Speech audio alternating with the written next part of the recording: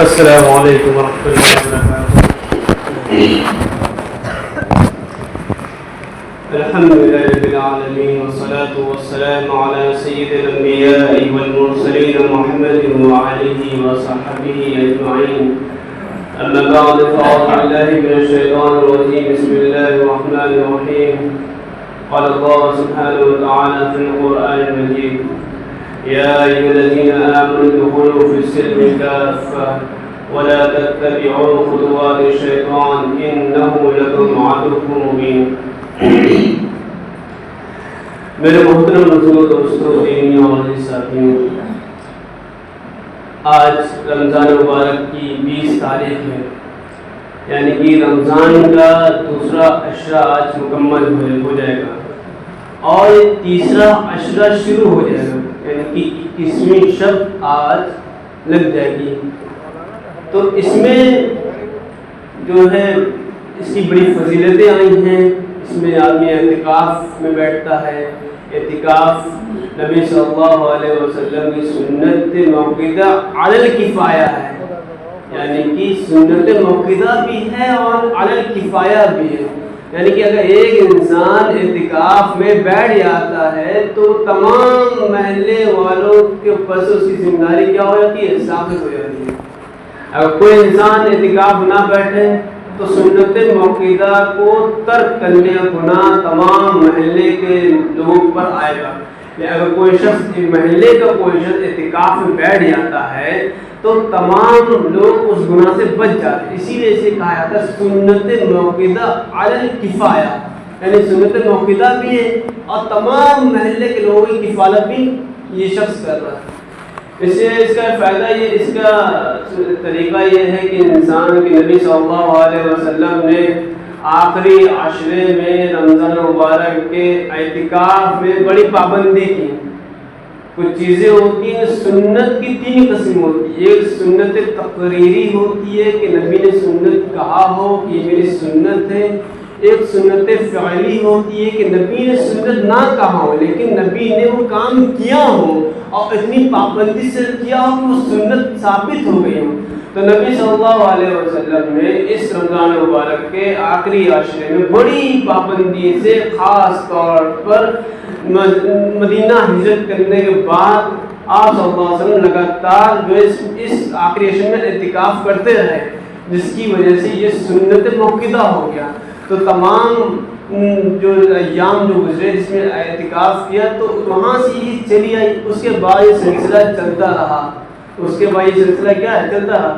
ایک اعتکاف واجب بھی ہوتا ہے، ایک سنت بھی ہوتا ہے۔ سنت اعتکاف اس میں ہوتا ہے، رمضان میں ہوتا ہے۔ ایک واجب یہ ہوتا ہے کہ اگر کسی نے منت مانگی کہ میرا یہ کام ہو جائے، میرا یہ کام ہو جائے، میں 2 دن اعتکاف کروں گا، 3 دن اعتکاف کروں گا یا چند گھنٹے اعتکاف کروں، وہ اگر کام اس کا ہو گیا تو وہ اس کو وہ اعتکاف کیا ہو گیا؟ واجب ہو گیا، وہ اعتکاف واجب ہو گیا۔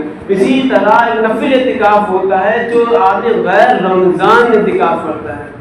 غیر رمضان میں آدمی کیا کرتا ہے؟ اعتکاف کرتا ہے، یعنی کہ آدمی مسجد میں تشریف مسجد میں آ رہا ہے اور وہ اعتکاف نیت کر لی، اس کے نفل اعتکاف ہو جائے گا۔ اگر اس نے مطلب جب بھی مسجد میں داخل ہو اعتکاف نیت کر لی، یہ نفل اعتکاف ہو جائے گا۔ لیکن یہ اعتکاف واجب کا اعتکاف اور سنت اور یہ نفل اعتکاف اس مقام تک نہیں پہنچ سکتا جو مقام آخری عشرے میں اعتکاف کا ہے۔ اسی لیے کہا جاتا ہے کہ جو 20ویں شب یعنی کہ جو 20واں روزہ ہے، یعنی رمضان کی جو 20 تاریخ ہے، اس میں انسان غروب شمس یعنی کہ افطار کے ٹائم یا افطار یہاں آ کے کرے یا افطار یہاں سے لے کر عید کی صبح تک کی اس پر اعتکاف کیا ہو گیا ہے، سنت، وہ اعتکاف میں نے بیٹھ گیا۔ ہاں اگر اس پر کوئی غسل واجب ہو جائے تو وہ غسل کر سکتا ہے، گرمی کی وجہ سے یا جمعے کی نہانے کی وجہ سے وہ نہا نہیں سکتا ہے۔ یعنی کہ اعتکاف یہ کہ انسان دنیا سے پورا کٹ جائے، یعنی ایسا نہیں کہ اعتکاف میں بھی آدمی بزنس بھی کر رہا ہے، سبزی بھی لے رہا ہے، کپڑے بھی خرید رہا ہے، یہ سارے کام کر رہا ہے، یہ وہ کام ہوتے ہیں جس سے اعتکاف فاسد ہو جاتا ہے۔ اسی لیے اعتکاف والوں پر یہ کہا جاتا ہے کہ وہ موبائل لانے سے بچے، وہ گھر میں پورا کٹ کے رہیں، کانٹیکٹ میں رہیں، کٹ کے رہیں، تھوڑا سا عبادت میں وقت گزاریں، جس کام کے لیے آئے ہیں وہ کام کریں۔ زیادہ نہانے میں اور منہ ہاتھ دھونے میں زیادہ نہ پڑے. گرمی لگ رہی تو پنکھا چلا لے, اے سی چلا لے. ہاں اگر غسل واجب ہو چکا ہے تو وہ غسل کر لیں, غسل واجب ہو چکا غسل کریں. وضو کا اگر ٹوٹ گیا ہے, وضو کی حاجت ہے, تو جا کے انسان صرف وضو کے لیے کر چلے آئے. پیشاب اور کیا نام ہے لیٹرین باتھ روم جانا ہے تو انسان تھوڑا سا وقت نکالے, فوراً اپنا حاجت پوری کر چلے آئے. یہ نہیں کہ انسان حاجت پوری کرنے جا رہا ہے اور ٹھیلے والا دکھ گیا تو سبزی لینے لگ گیا, کپڑا سستا دکھ گیا تو وہ لینے لگ گیا. اس سے اعتکاف فاسد ہو جاتا ہے. زیادہ مسجد کے حدود سے باہر رہنے سے اعتکاف کیا ہوتا ہے, فاسد ہو جاتا ہے. اور اس کے بعد جو عشرہ ہے اس کی فضیلت قرآن بیان کر رہا ہے. کیا بیان کر رہا ہے؟ اِنَّا أَنزَلْنَاهُ فِي لَيْلَةِ الْقَدْرِ, کہ ہم نے اس قرآن کو لیلۃ القدر میں نازل فرمایا. وَمَا أَدْرَاكَ مَا لَيْلَةُ الْقَدْرِ, تمہیں کیا معلوم ہے کہ لیلۃ القدر کیا چیز ہے؟ لیلۃ القدر خیر من الف شہر, یہ ایک ایسی رات ہے جو تمام مہینوں سے افضل ہے. صحابہ کرام رضی اللہ تعالیٰ علیہ اجمعین نے یہ اظہار کیا کہ یا رسول اللہ, پہلے یہ قوموں کی لمبی لمبی عمریں ہوا کرتی تھی, کوئی 100 سال جیتا تھا, کوئی 150 سال, کوئی 500 سال جیا کرتا تھا. اس نے اپنی لمبی زندگی پانے کے ساتھ اس کی عبادتیں کی, ہم ان کو کیسے ان تک کیسے پہنچ جا رہے ہیں؟ تو قرآن پاک نے فرمایا کہ لیلۃ القدر خیر من الف شہر, کی ایسی رات ہے جو ہزاروں مہینوں سے افضل ہے. یعنی کہ ایک انسان ہے جو کئی مہینوں سے نفل عبادت کر رہا ہے, تلاوتیں کر رہا ہے, نماز پڑھ رہا ہے, اہتمام کر رہا ہے, اور ایک شخص ایسا ہے جس نے لیلۃ القدر میں نماز نفل پڑھ لی تو وہ اس سے بہتر ہے. اب مخفی یہ رکھا گیا کہ لیلۃ القدر کس تاریخ کو پڑتی ہے, لیلۃ القدر جو ہے کس تاریخ کو پڑتی ہے. تو مخفی یہ چیز اللہ کا سے مخفی رہی تاکہ انسان جو ہے لیلۃ القدر پانے کی جستجو دکھاتا رہے کہ اس تاریخ کو لیلۃ القدر پڑھ جائے. اس لیے علماء نے, فقہاء نے بعض روایتوں سے یا بعض صحابہ کے اقوال سے یہ طے کیا کہ جو لیلۃ القدر جو پڑھتی ہے وہ طاق راتوں میں پڑتی ہے. یعنی کہ 21 کی شب ہو سکتی ہے, یا 23 کی ہو سکتی ہے, یا 25 کی ہو سکتی ہے, یا 27 کی ہو سکتی ہے, یا 29 کی ہو سکتی ہے. یہ جو 5 راتیں ہیں طاق راتیں, یعنی کہ آج 21 شب لگے گی, آج بھی ہو سکتی ہے, یا 23 کو بھی ہو سکتی ہے, یا 25 کو بھی ہو سکتی ہے, 27 کو بھی ہو سکتی ہے, 29 کو بھی ہو سکتی ہے. یعنی انہی 5 راتوں میں لیلۃ القدر ظاہر ہو سکتی ہے. اور لیلۃ القدر کی بہت ساری علامتیں بیان کی گئی ہیں کہ صبح سورج ایک دم صاف نکلے گا, کوئی کرن نہیں ہوگی, اس طرح کی چیزیں ہیں. لیکن ہمارا کام کیا ہے, ہمیں اس لیلۃ القدر کو تلاش کرنا ہے. کس طرح تلاش کریں گے؟ اس لیلۃ القدر میں جو طاق راتیں ہیں جس میں بہت سارے علماء کا اجماع ہے, اور بعض صحابہ کے اقوال اس میں نقل کیے گئے ہیں. تو ہمیں اس سب کو سامنے رکھتے ہوئے جو طاق راتیں ہیں جو آخری عشرے کی 21ویں اور 23ویں اور 25ویں اور 27ویں اور 29ویں کی جو شبیں ہیں, ہمیں ان شبوں میں بالکل بھی غفلت نہیں برتنی ہے. ہمیں ان شبوں میں نماز کا اہتمام کرنا ہے, سعاد و تسبیح کا اہتمام کرنا ہے, تلاوت کا اہتمام کرنا ہے, دینی حلقوں کا اہتمام کرنا ہے, جو درس یہاں ہوتا ہے اس درس کو ہمیں شریک ہونا ہے, فقہ مسائل سے استفادہ کرنا ہے, علماء سے جڑ کے رہنا ہے. یعنی اس رات کو ہم کسی بھی حال میں ہاتھ سے جانے نہ دیں, ہاتھ سے جانے. عام طور پر مسلمان ہیں وہ آخری عشرے میں شاپنگ کرتا ہے, عید کی تیاری کرتا ہے, جس کی وجہ سے بہت بڑی نعمتوں سے محروم ہو جاتا ہے. یعنی کہ وہ لیلۃ القدر سے محروم ہو جاتا ہے. حالانکہ ہونا تو یہ چاہیے کہ جو عید کی تیاری ہونی چاہیے وہ رمضان سے پہلے ہونی چاہیے, کیونکہ نبی صلی اللہ علیہ وسلم جو رمضان کی تیاری فرمایا کرتے تھے وہ شعبان کے مہینے سے فرماتے تھے. اور یعنی کہ عید کا جو تاکہ ہم اس لیے کہ ہمارا جسم اس قابل ہو جائے کہ رمضان میں کوئی تکلیف نہ ہو, روزہ رکھنے میں, بھوکا رہنے میں کوئی تکلیف نہ ہو, تلاوت کرنے میں کوئی تکلیف نہ ہو. لیکن ہم لوگوں کا معمول بن چکا ہے, خاص طور سے مسلمانوں کا, کہ آخری عشروں میں چاند رات میں یا 20 رمضان کے بعد سے یا تراویح مکمل ہونے کے بعد سے آدمی بھیڑ لگاتا ہے, پورے مارکیٹ میں چھایا رہتا ہے. یہ وہ چیزیں ہیں غفلت کی, ہمیں ان سے بچنا ہے. ہمیں ہمیں آخری عشرے میں خاص طور سے ان تاک راتوں میں اللہ کے قریب ہونا ہے، دنیا سے پورا کٹ جانا ہے، دنیا کی رغبتوں سے کٹ جانا ہے، غیبتوں سے کٹ جانا ہے، حسد سے کٹ جانا ہے، چغلیوں سے کٹ جانا ہے، بددنی سے کٹ کر کے اللہ کے آگے آنا ہے، اللہ کتاب کی تلاوت کرنی ہے، نبی کی حدیثیں پڑھنی ہے، نبی کی سیرت پڑھنی ہے، تلاوتیں کرنی ہے، نفل پڑھنی ہے، تصاویر و تذکیر پڑھنی ہے۔ جب یہ سارے کام ہوں گے تب جا کے ہم لیلۃ القدر کو پا سکیں گے۔ تو اس میں کچھ چیزیں ہیں جو قرآن پاک میں بیان کی گئی۔ پہلی یہ کہ یہ تمام مہینوں سے افضل رات ہے، پھر دوسری یہ کہ اس مہینے اس رات میں ملائکہ آسمان سے اترتے ہیں، اور خاص طور سے تمام فرشتوں کے سردار حضرت جبریل امین علیہ السلام تشریف لاتے ہیں۔ جبریل امین علیہ السلام صرف وحی کے لیے تشریف لاتے تھے، یعنی جب تک انبیاء کا دور رہا تو جبریل علیہ السلام تشریف لے آ رہے، وحی کی آیتیں لے آ رہے، حکم لے آ رہے، نبی سے ملنے چلے آ رہے۔ جب نبی کا دور ختم ہو گیا، جب نبوت ختم ہو گئی تو ان کا آنا بند ہو گیا، لیکن اللہ تعالیٰ نے حضور صلی اللہ علیہ وسلم کے طفیل نے اپنی رحمت کے ذریعے سے جبریل علیہ السلام کا سلسلہ ان تاک راتوں میں کیا، یعنی ان تاک راتوں میں اللہ تعالیٰ نے جبریل علیہ السلام کو بھی بھیجا دنیا میں۔ پھر اس کے بعد چوتھی فضیلت یہ ہے کہ اس میں تمام انسانوں کے فیصلے کیے جاتے ہیں، تمام انسانوں کے فیصلے کیا جاتے ہیں۔ جو قدر جو بنا ہے، سورہ القدر جو ہے وہ تقدیر جو قدر سے بنی ہے، اس میں یعنی فیصلہ ہو، ان راتوں میں فیصلہ ہوتا ہے۔ اس لیے اللہ تعالیٰ نے سورہ قدر میں اتنی وضاحت کے ساتھ ان آیت کا استعمال کیا ہے، ان آیتوں کا اظہار کیا ہے کہ انسان اس کو پڑھے سمجھے اور اس کے دل میں یہ بات اتر جائے کہ یہ وہ راتیں جو عام راتیں نہیں ہیں، یہ عام تہجد کی رکعتیں نہیں ہوں گی، یہ عام دنوں کی راتیں نہیں ہوں گی، یہ وہ راتیں ہیں جو تمام مہینوں سے افضل ہیں، تمام مہینوں سے افضل ہے۔ اس سے اللہ تعالیٰ نے اور نبی پاک صلی اللہ علیہ وسلم نے اور صحابہ کے عمل نے اور علماء کے عمل نے یہ بات ثابت کر دی کہ یہ رات کی جو اہمیت ہے وہ کسی اور رات کی نہیں ہے۔ اس لیے ہمیں یہ چاہیے کہ جو راتیں ہمارے پاس اب بچی ہیں، جو چند دن بچے ہیں رمضان مبارک کے، اور چند دن میں بھی جو اللہ کی طرف سے جو راتیں معین کی گئی ہیں لیلۃ القدر کی، اس میں ہم ذرا سا بھی غفلت نہ برتیں، ذرا سا بھی غفلت نہ برتیں، اگر اس میں کیونکہ یہ رات مغفرت کی رات ہے، یہ رات بخشش کی رات ہے، اس لیے ہمیں مسجد کی طرف رخ کرنا چاہیے، قرآن کی طرف رخ کرنا چاہیے، تاکہ ہم اللہ سے اپنے گناہوں کو گڑگڑا کے معافی مانگ سکیں۔ یہ وہ راتیں ہیں، تو یہ سب چیزیں ہیں۔ اس کے بعد سب سے بڑی فضیلت یہ ہے کہ یہ قرآن اسی رات میں اتارا گیا ہے۔ دنیا میں آسمانی دنیا پہ ایک بار قرآن اترا، قرآن پاک 3 بار میں اتارا گیا ہے۔ پہلے اللہ تعالیٰ کے ذات سے نکل کے لوح محفوظ میں اتارا گیا، جو ایک بار اتارا گیا، جسے لیلۃ القدر میں اتارا گیا۔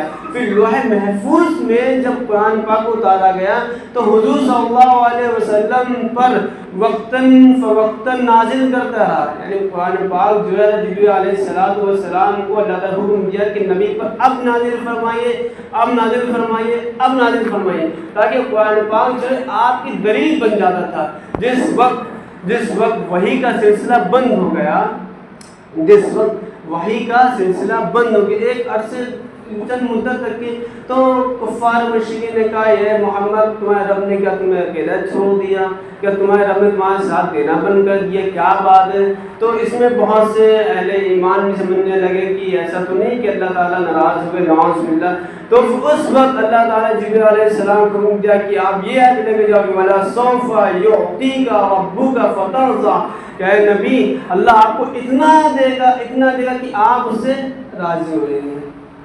ایسے ماحول میں قرآن پاک جو وقتاً فوقتاً اترتا چلا گیا، تو ہمارا جو معاملہ ہے وہ قرآن سے جڑا ہوا ہے۔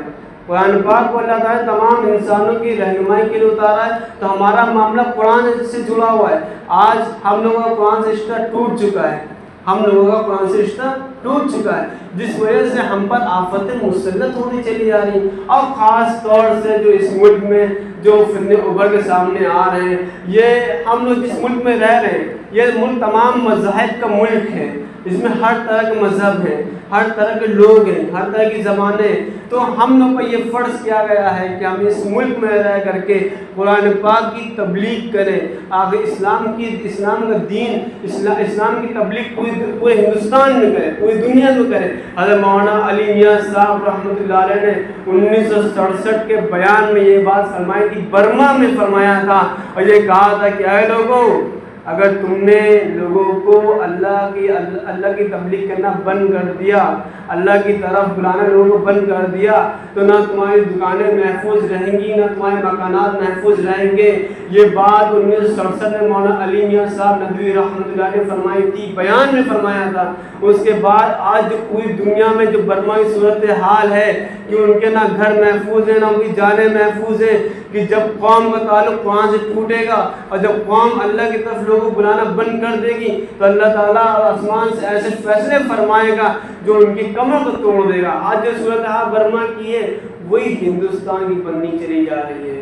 اس لیے ہمیں کسی کو نہیں چھوڑنا ہے، ہمیں اپنے اخلاق سے لوگوں کو دعوت دینی ہے، ہمیں اپنے کردار سے لوگوں کو دعوت دینی ہے، ہمیں اپنے قرآن کو پیش کر لوگوں سے ہمیں دعوت دینی ہے. یہ مہینہ قرآن کو سمجھنے کا مہینہ ہے، اس لیے ہمیں قرآن کو سمجھ کر کے جو ہمارے پڑوسی میں جو ہندو ہوں یا عیسائی ہوں یا سکھ ہوں یا کوئی مذہب کے لوگ ہوں، ان کے ساتھ اخلاق کا مظاہرہ کرنا ہے. نبی صلی اللہ علیہ وسلم نے بھی نبوت سے پہلے مکہ دور میں جس دور میں لڑکیوں کو زندہ دفنایا جاتا تھا، جس دور میں عورتوں کو معیوب سمجھا جاتا تھا، جس دور میں جہلیت عام تھی، جس دور میں ایک خاندان کی لڑائی نسلوں تک چلتی تھی، جس دور میں باپ مرنے سے پہلے وصیت کرتا تھا کہ فلاں کا قتل تم پر واجب ہے، تم اسے قتل کرنا، ایسے دور میں نبی صلی اللہ علیہ وسلم نے ان اخلاق کا مظاہرہ کیا، ان کردار کا مظاہرہ کیا کہ بڑے سے بڑے کٹر دل اور بڑے سے بڑے سخت دل یہ کہنے لگے کہ آپ امانت دار ہیں، آپ سچے ہیں، آپ لوگ امانت رکھوانے کے لیے آتے ہیں، آپ امین ہیں. یہ کیوں کہا گیا؟ ابھی قرآن کی آیتیں نہیں اتری تھیں، ابھی آپ کی نبوت ظاہر نہیں ہوئی تھی، لیکن آپ نے اپنے اخلاق سے لوگوں کو اپنی طرف مانوس کیا تاکہ لوگ آپ کے اوپر آپ کے حق کو گواہی دینے لگے. یہ اس لیے کیا کہ آپ نے اپنے اخلاق کا مظاہرہ کیا. جب تک ہم اپنے اخلاق کا مظاہرہ نہیں کریں گے، اپنے کردار کا مظاہرہ نہیں کریں گے، جب تک ہم اس ملک میں دعوت کا کام نہیں کر سکتے. بہت تقریریں لوگ کرتے ہیں، بہت اسلام معاشرے بیانات ہوتے ہیں، بہت سیرت النبی کے بیانات ہوتے ہیں، بہت جنتا مندر میں دھرنے ہوتے ہیں، بہت ہر چیز ہوتی ہے، لیکن کوئی جھوٹ کسی کی نہیں رہتی ہے کیونکہ ہمارا کردار غلط ہے، ہمارا طریقہ نبی کے طریقے سے خلاف ہے، ہمارے اخلاق نبی اخلاق سے خلاف ہے، قرآن کے خلاف ہے. قرآن نے جن چیز کی تعلیمات دی ان تعلیمات سے ہماری زندگی خلاف ہے. اس سے لوگ ہم سے مایوس نہیں ہوتے. جب لوگ قرآن کا مظاہرہ کرتے ہیں، جب لوگ قرآن کو پڑھتے ہیں، قرآن کہتا ہے کہ چوری نہ کرو، مسلمان کو چوری پاتے ہیں. جب قرآن کہتا ہے کہ شراب حرام ہے، مسلمانوں کو شرابی پاتے ہیں. جب قرآن کہتا ہے کہ آپس میں جھگڑا مت کرو تو مسلمانوں کو کئی فرقوں میں بٹے ہوئے دیکھتے ہیں. جب یہ سب چیزیں غیر دیکھتا ہے کہ قرآن کیا کہہ رہا ہے، مسلمان کیا کر رہے ہیں، علماء ان کے کیا کر رہے ہیں، لوگ کیا کر رہے ہیں، تب لوگ کیا کہتے ہیں بھائی یہ خود اپنے دین کے لیے ہو سکے تو ہم کیا ہوں گے. اس لیے ہمیں پورے طور پر قرآن کے ایک ایک احکام پر جمنا پڑے گا. کسی ولی سے، کسی بزرگ سے، کسی علماء سے یہ دین نہیں پھیل سکتا. اللہ کا جو نظام ہے وہ نظام یہ دین جو پھیلے گا وہ نبی صلی اللہ علیہ وسلم کے طریقے سے پھیلے گا اور دین اسی سے پھیلے گا. کسی اچھے انسان سے بدنامی تو ہو سکتی ہے، کسی اچھے بزرگ نے جو پوری دنیا میں بڑا اچھا شریف سمجھا جاتا ہو، اس نے بازار میں کھڑے ہوئے شراب پی لی تو دنیا گالی دے سکتی ہے کہ یہ وہ شخص ہے جس کو پوری دنیا معزز سمجھتی ہے، اسے شراب پی لیا، لیکن وہ آئیڈیل نہیں ہو سکتا. اسلام کے آئیڈیل صرف محمد صلی اللہ علیہ وسلم، اس کے علاوہ کوئی آئیڈیل اسلام کا نہیں ہے. نہ کوئی بزرگ، نہ کوئی پیر، نہ کوئی شاسک، کوئی اسلام کا آئیڈیل نہیں ہے. اور بہت سے لوگ یہ کہتے ہیں کہ فلاں شاسک تمہارے آئیڈیل ہے. کوئی بھی شاسک، کوئی بادشاہ، کوئی بھی عالم ہمارا آئیڈیل نہیں ہو سکتا، صرف محمد صلی اللہ علیہ وسلم میں جن کو اللہ نے آئیڈیل بنایا ہے، اور یہ حکم فرمایا کہ لقد کان لکم فی رسول اللہ اسوۃ حسنہ لمن کان یرجو اللہ والیوم الآخر وذکر اللہ کثیرا، کہ اللہ تعالیٰ نے حکم فرمایا ہے، یہ اللہ نے فیصلہ فرمایا ہے کہ محمد صلی اللہ علیہ وسلم تمہارے آئیڈیل ہے، تمہاری نمونہ ہے، اس لیے کوئی بھی شخص، کوئی بھی بادشاہ، کوئی بھی لیڈر، کوئی بھی عالم، کوئی بھی مفتی ہمارا آئیڈیل اس وقت تک نہیں ہو سکتا جب تک اس کی زندگی محمد صلی اللہ علیہ وسلم کے طریقے پہ نہ گزرتی ہو، جب تک اس کی زندگی محمد صلی اللہ علیہ وسلم کے طریقے پہ نہ گزرتی ہو۔ اسلام میں اندھ بھکتی نہیں ہے، اسلام اندھ بھکتی سے پاک ہے۔ اسلام میں دو ٹوک فیصلے ہیں، قرآن پاک میں دو ٹوک حکم دیے گئے ہیں، اگر تم یہ کام کرو گے تو یہ ثواب دیا جائے گا، اگر تم یہ کام کرو گے تو یہ عذاب دیا جائے گا، اگر تم کوئی بھی کام نبی صلی اللہ علیہ وسلم کے طریقے پہ کرو گے تو تمہیں عبادت میں ثواب ملے گا، اگر کوئی بھی کام تو نبی صلی اللہ علیہ وسلم کے طریقے سے ہٹ کر کرو گے تو تمہیں قبول نہیں کیا جائے گا۔ تو اسلام دو ٹوک باتیں کرتا ہے۔ اسلام کسی پیر کے دامن میں، کسی بزرگ کے دامن میں، کسی بادشاہ کی ریاست میں نہیں مانگتا۔ اسلام نے تمام انسانوں کو محمد صلی اللہ علیہ وسلم کے طریقے پر لائے کھڑا کر دیا ہے کہ اگر تم اللہ کے قریب ہونا چاہتے ہو، اگر تم اللہ کی معرفت چاہتے ہو، اگر تم یہ چاہتے ہو کہ اللہ تمہیں مدد کرے تو تمہیں محمد صلی اللہ علیہ وسلم کے دامن میں آنا پڑے گا۔ اس کے علاوہ کوئی راستہ تمہیں نہیں مل سکتا نجات کا، فلاحیت کا، کوئی راستہ تمہیں کامیابی کا نہیں مل سکتا۔ آج ہمارا رشتہ محمد صلی اللہ علیہ وسلم سے کٹا ہوا ہے، ان کی تعلیمات سے کٹا ہوا ہے۔ نبی کیا کر کے گئے، امت کیا کر رہی ہے، اس لیے آج امت روڈوں میں احتجاج کر رہی ہے، پروٹیسٹ کر رہی ہے، مظاہرے کر رہے ہیں، لیکن لوگ ہیں جو سنتے نہیں ہیں، وہ نہیں سن سکتے۔ اللہ تعالیٰ فیصلہ ان کے سننے کا نہیں ہوا ہے، کیونکہ جب تک ہم خود محمد صلی اللہ علیہ وسلم کے طریقے پہ نہیں جمیں گے، جب تک ہم خود اللہ کے حکم پر عمل نہیں کریں گے، جب تک کہ حالات نہیں بدل سکتے۔ حالات کو بدلنے کے لیے یہ طے کرنا پڑے گا کہ محمد صلی اللہ علیہ وسلم کے طریقے پہ کچھ بھی ہو جائے، دنیا جتنی ہم سے ناراض کیوں نہ ہو جائے، لیکن اللہ کا حکم اور نبی صلی اللہ علیہ وسلم کا طریقہ ہم سے نہیں چھوٹنا چاہیے۔ جب یہ فیصلہ کریں گے تب انشاءاللہ اللہ کی مدد آئے گی۔ اللہ تعالی ہم سب کو توفیق عطا فرمائے۔ وآخر دعوانا